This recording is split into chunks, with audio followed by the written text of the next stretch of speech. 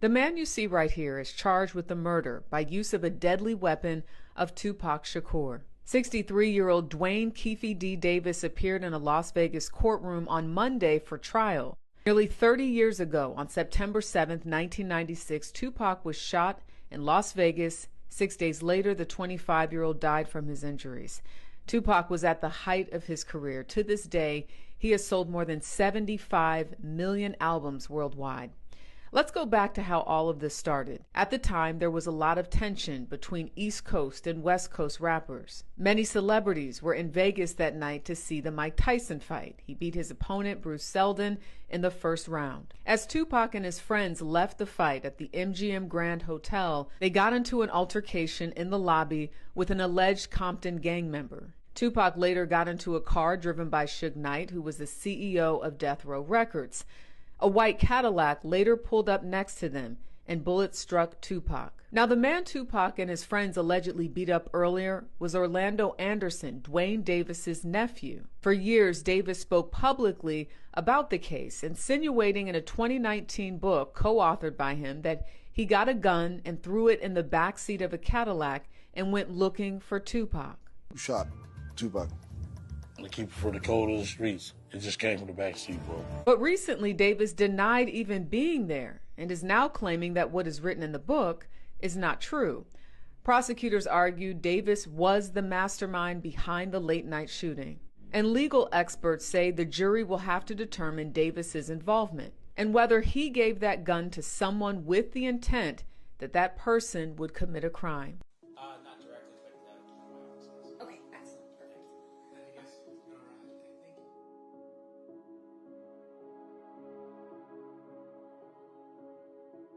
In the book, he says, them jumping on my nephew gave us the ultimate green light to do something to their We now have Mr. Davis. He's president custody of Mr. Sam. Davis himself, is in the front passenger side. And this is how you should happen. You'll see Orlando Anderson's. Dwayne Davis knew that in his world, that required a response. And over the years, in private interviews, in public statements, and even in private calls, Dwayne Davis has repeatedly told us over and over again about the anger he felt and his own role in the revenge drive-by shooting.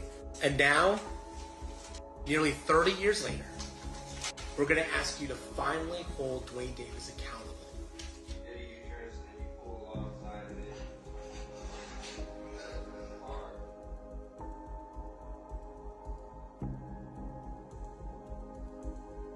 He probably thought he had some type of immunity. He didn't. And so now he has essentially talked himself right into jail.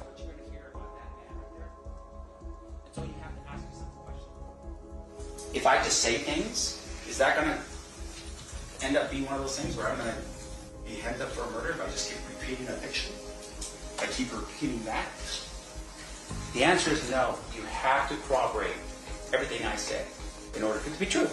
Otherwise, it's just that.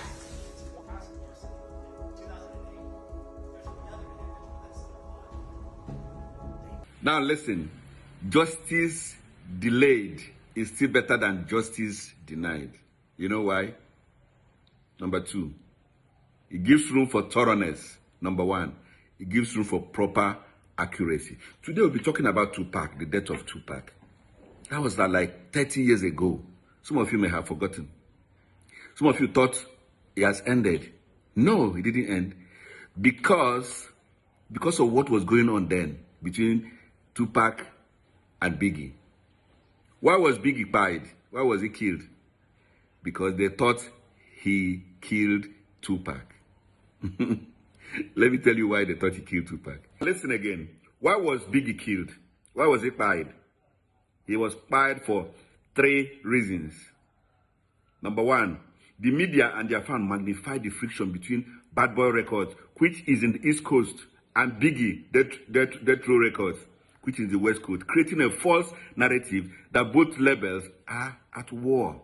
They were never anything like that. It was just a false narrative in the media and in the mindset of the people. Number two, both Biggie and Tupac We are releasing very hostile diss tracks on each other, making people believe there was a musical feud between East Coast and the West Coast.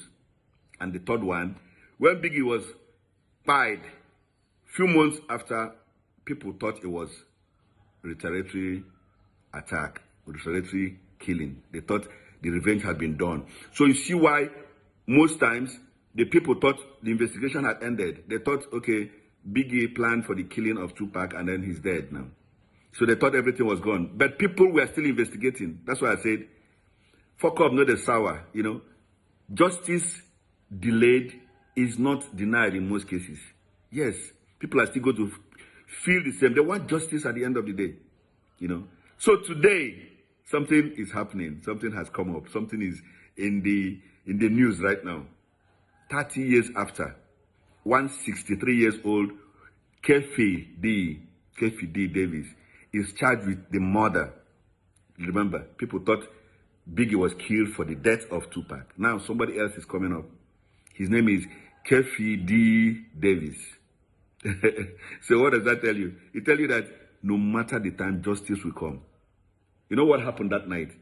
There were so many dignitaries, so many celebrities that went for Tyson. Tyson had a fight that night. And they all went for the fight. After the fight, as Tupac was stepping out with his crew, with his members, with his large, you know, set of people that always move around with him, they got into an altercation at the entrance, and they were beating somebody. Listen again now. The name of that person is Orlando Anderson. That person is the nephew of Kefi D. Davis. He's a very known gangster. And just few hours after that altercation, Tupac was shot. The driveway vehicle shot him. He has said so much about it. Even Kefi has said so much about it in his memo, in his book he wrote. Today he's trying to say, no, it was not like that. He was trying to deny everything he said. But the law is on course right now. We are going to find out whatever that has happened that day. It tells you that fuck up, not the sour. It tells you that justice delayed might not be denied. It's coming up, and we're going to get justice finally. You know. So don't touch it out. We'll keep giving you the best. We'll keep giving you the fresh news that's coming out from the